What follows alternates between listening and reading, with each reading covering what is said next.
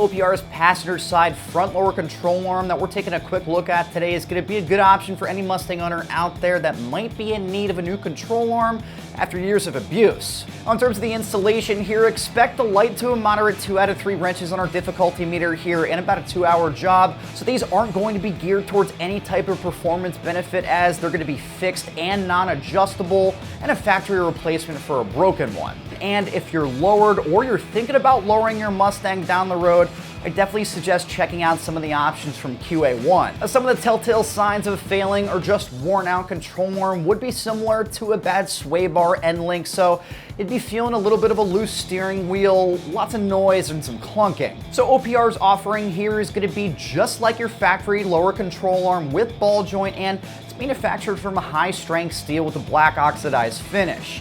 Now, this front lower control arm will feature a pre-installed ball joint as well as a rubber bushing, as well as being greasable, which is great because they're not sealed components and they can be maintained over the course of your car's life. But in terms of the pricing here, guys, expect to be spending around $100 per side for these replacements, which will likely cost considerably less than the factory equipment. So if you're looking for something a little bit more performance-oriented, QA1 has an adjustable set that is going to weigh less, but expect to be spending about $220 to $300 on those. Now, switching gears to the installation, like I said a little bit earlier, you're going to be looking at a moderate 2 out of 3 wrenches on our difficulty meter here and about a 2-hour job.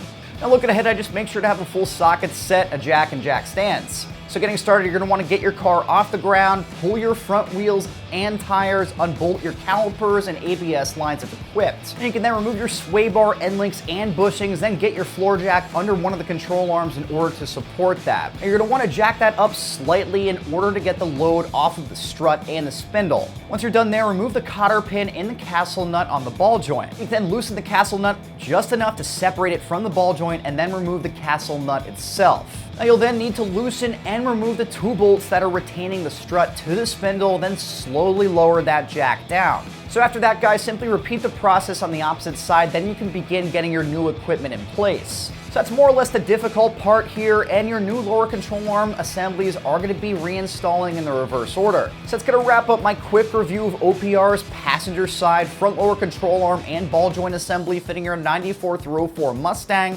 That can be found right here at AmericanMuscle.com.